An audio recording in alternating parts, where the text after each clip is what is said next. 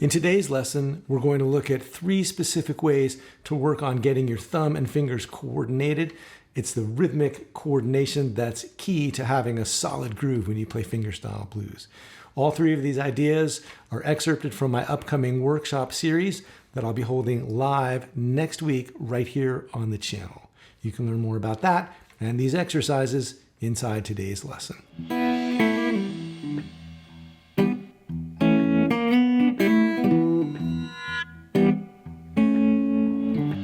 So one thing that I feel like gets overlooked a lot, I certainly overlooked it for a long time when I was learning to play fingerstyle guitar, is that blues is essentially groove music. And it's easy to lose track of because it's hard to learn all the notes. And the emphasis is on learning the notes. Oh, what's this cool lick? What are the chords to this song? What are some cool chords I don't know yet? What are some scales I don't know yet? These are all things about the notes, but it's really, and we all know this, it's how you play the notes that matters. And the reason there's an emphasis on the notes is because playing the notes themselves, that's hard enough. And if you're struggling to learn to play a particular song, a particular lick, even a particular style, it's fair to say, don't hassle me about these other details. I'm busy learning the notes. But the groove, which is the basis for all kinds of roots music, not just blues, but certainly blues, it's a groove music. It's based on the feel. You react to someone when you walk, if you're walking down the street and you hear blues coming out of someplace, or you hear like a record on the radio for the first time, yeah, it might be how amazing the guitar soloing is. It might be how great a singer you're hearing. But I'm willing to bet that more often than not, it's that feeling that you get in the middle of your chest when you hear a great blues recording that you love, or you hear live blues music and it just sucks you in, right? It's the way that it feels. And that sensation is the result of the groove. So, if you're working on playing blues and you're not working on your groove, you're missing a chance to really level up your playing, and in a way that doesn't interfere with or slow down or have anything but a positive impact on the notes you are trying to learn. So the question is, what is the groove then, and how do you work on it? Because it's easy to talk about the groove, but it seems like this ephemeral thing. So let's talk about what that actually looks like in concrete terms. So it means, for one thing, having something consistent going on in the bass. If you're playing fingerstyle guitar, it means being able to play a steady bass, being able to play some kind of moving bass line, being able to play alternating thumb,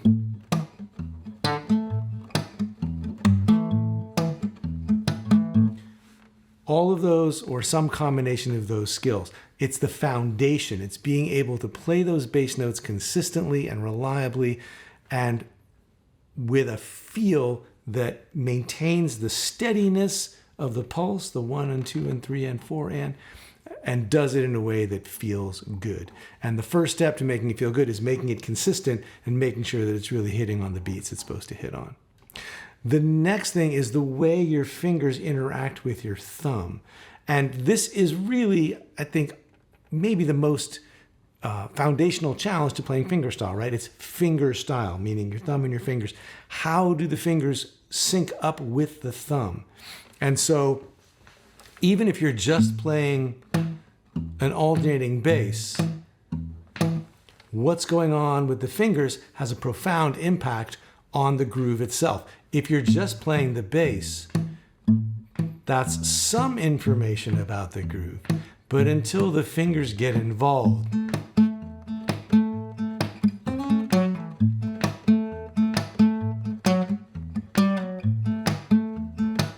you don't have the full picture.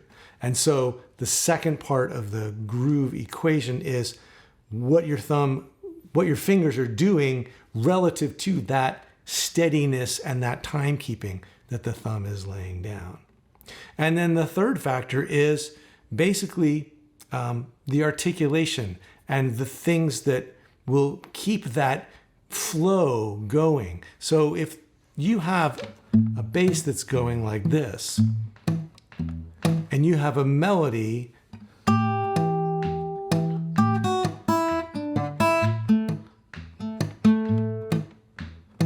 well, sometimes the melody's moving and sometimes it's not. When the melody is moving, you have something happening against the bass.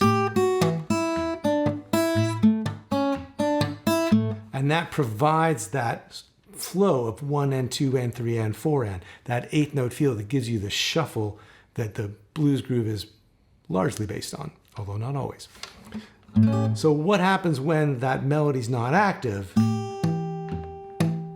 Well, that's when the way that you keep things going with your fingers can affect the groove.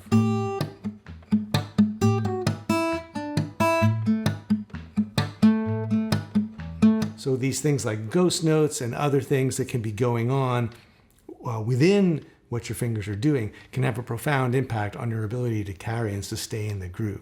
And that's true whether you're doing some kind of alternating thumb thing or whether you're playing with a steady bass. If you're going along like this,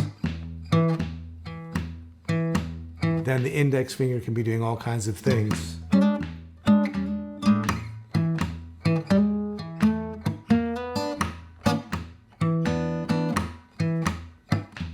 And those ghost notes and those offbeats, those can all still be happening too. So there are really these three things to be thinking about. Establishing the bass first as a constant, figuring out how the fingers are going to work off of that to play the melody, to play the licks, and to carry out the rest of the groove. And then looking at those kinds of articulations and nuances like those, those ghost notes, those notes you sort of hear but don't completely hear, and the way that a combination of melody notes and ghost notes will carry the groove forward, whether or not the melody is actually active at the time. Now, the question, of course, is, well, how do you work on those things? It's always maddening when some musician tells you, oh, well, this is like a super important thing to work on, but there's no real nuts and bolts about how you actually work on it. So I've been teaching and playing fingerstyle blues for a really long time. And a big part of what I've spent the last 4 or 5 years doing is really trying to codify and identify, like, what are the things you really got to do? What do you actually do with your hands on the guitar to improve your groove? So there are really 3 basic things. The first one is to learn how to take what you're working on and isolate the thumb and the fingers so that you can just get the thumb working and then get the fingers working and then put it all back together. So if you have a tune like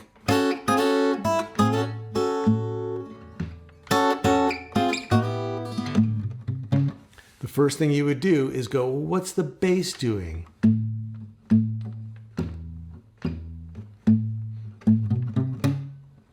Now, if you're used to learning songs from tab and working painstakingly, I guess I'll be going this way, working painstakingly through a set of grips to say, oh, this note with these fingers, this note with these fingers, all along the way, it can be a really radical idea to just pull out the bass and go, well, what's the bass doing?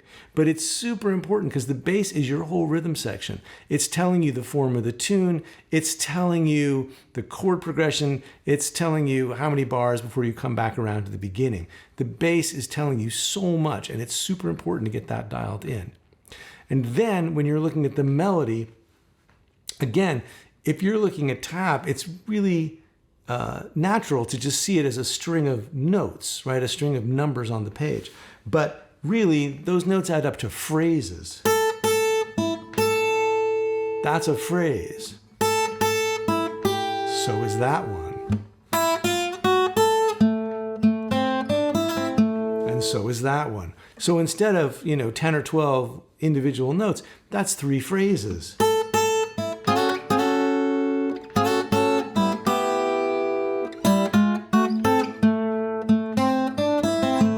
So when you isolate the melody, you can start to really look at it like, oh yeah, it's not just a bunch of things that are gripped and tied together with the thumb. it's a melody, and it's got this horizontal linear quality to it. And you can really start to bring out the feeling and the phrasing of the melody when you isolate it. Of course, once you've done that, you got to put it all back together. But the thing about the thumb is that the thumb is mostly playing on the downbeats. So if you can count a 4, like 1 and 2 and 3 and 4, and you now have something that's like, your pillars that are holding up the beat, and you can put the melody onto the guitar in relation to the bass. So 1 and 2 and 3 and 4 and 1. Oh, okay, that's where that syncs up. And 4 and 1, 2, 3, and 4 and 1 and 2 and 3 and 4 and 1. So the bass is giving you these guideposts rhythmically. It's standing for the beats. It's saying this is where the pulse is. And then you can work out where the melody belongs relative to that. And so you have something that you can measure the different rhythms of the melody against. So take it apart, pull apart the bass and the melody, work on them separately, let them do the things they do, and then put them back together again so that your time is really solid. When you're stressed about your thumb and finger coordination, like, oh, I'm dropping the bass, or, oh, as soon as I get the bass going, my fingers go out the window, this kind of taking it apart and putting it back together is what's going to give you a much more solid and grounded relationship to the tune, so that you feel like you really know what's going on. When you know what the tune is doing harmonically, that's the bass, and rhythmically, also the bass, and you know what it's doing melodically, that's the fingers on top. Then you can put it together in a really conscious way, and you'll really know the tune, which means you can play it with a lot more confidence and conviction. Now, there's another thing you can do, which is to isolate the rhythms. So if you have a phrase like this,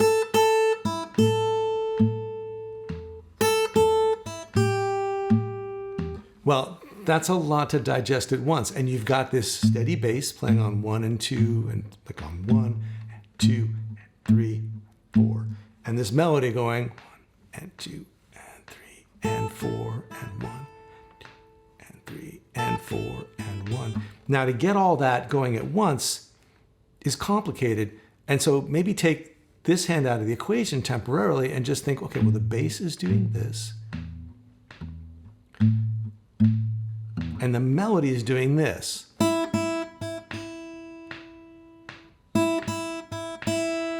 It's going and 4 and 1 and 2 and 3 and 4 and 1. Now, if you ever watched a drummer practice or heard about this, they'll do these things called rudiments, where before they even worry about the kit, they'll sit there with a practice pad and they'll work out all these different combinations of rhythms and right and left hand strokes without worrying about how they're going to spread that out on the kit, or how they're going to deal with, the pedal for the bass drum and the pedal for the hi-hat. They're just going to focus on this. So you can think of this exercise as a kind of rudiment for the guitar, where you're going to strip out all the stuff over here and just focus on this.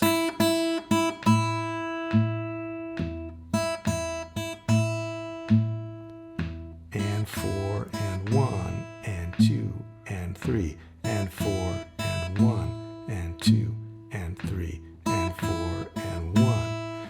And that's a way of isolating what's happening rhythmically. And there's only 8 eighth notes in a beat, in a measure. There's only 8 of those. And so there's a sort of finite way, a sort of finite amount of ways you can rearrange and shuffle that deck of information, right? So we may be playing on all the off beats.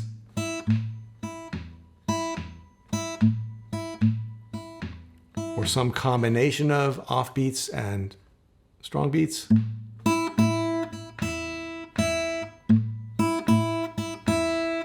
But you can come up with different combinations to strengthen your coordination and your understanding of what this hand's got to do before you even start worrying about what chord, what lick, all that stuff that's happening over here.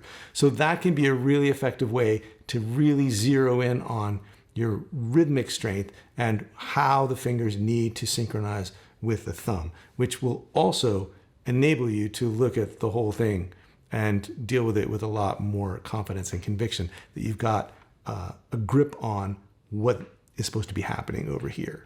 And finally, the payoff for this kind of careful work is that if you've got a solid groove, if you've got the thumb and fingers really working together and you can play through the tune with that kind of confidence and skill, then you can develop the tune in a number of different directions. So you could take the melody and you could harmonize it using either sixths or chords. You could start to syncopate the melody using things like triplets, and you can start to develop the bass by adding in things like bass fronts. So with this 8-bar blues example I've been playing, How Long Blues, with a melody like this,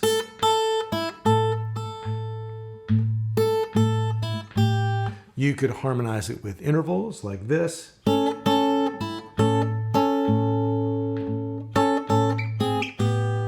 or with full chords.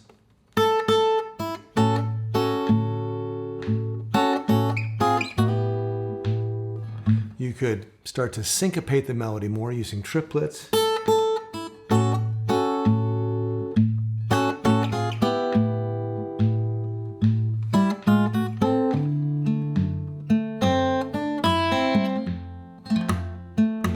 And finally, you could start to fill in some of those pauses in the melody with more motion in the bass, which would help to carry the groove along.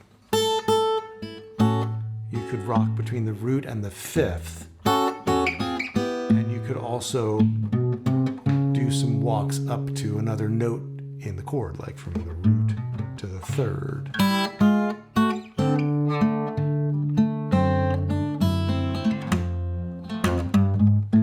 And all of those things help to add to the depth of the groove, because having more colors in the melody, having these kinds of syncopations in the melody, having this kind of additional motion in the bass, all helps to fill in the shuffle feel, which is part of just enhancing and developing the groove you've already established with the basic steady bass and the basic melody. So that's 3 really detailed ideas. And to get into them in the kind of detail they deserve would probably take longer than any one of these videos that I usually make here on the channel. So what I've done is created a 3-part workshop on these topics, which I'm going to present next week here on the channel as a series of live streams. So starting on Tuesday, September 17th, we'll do a live stream on Tuesday, on Thursday, and on Saturday.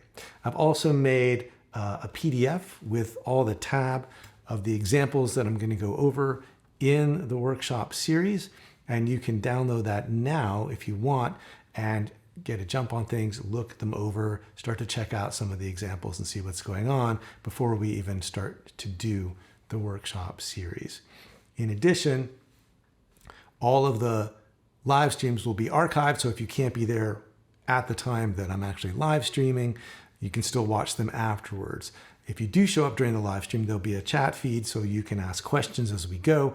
And if you've got questions now about any of those topics that you'd like me to address in the workshop, be sure to leave them in the comments down below so I can be thinking about those and about how to address them as part of the workshop itself. Oh, and the workshop will be free. You can attend just by showing up. And if you'd like to be notified about when the workshop's starting and get the tab right now, just go to the link below and sign up for the notifications. So if you've been playing through some of the same tunes for quite a while and you feel like you still can't quite get them to sound as good as you'd like, or if you have that more foundational issue of every time my fingers come in, my thumb disappears. Every time I get the thumb solid, I can't quite get my fingers to sync up.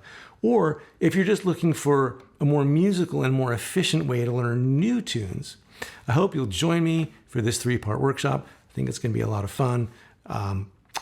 Groove is such an important part of playing better fingerstyle blues, and I know it took me a long time to really get just how important it was to work on that. So I hope by putting these tools in your hands, I can help you get some of the results you want from your playing sooner and in a more enjoyable way. So I hope you'll join me starting next Tuesday, September 17th. Go ahead and download the tab if you want, and I'll see you at the workshops.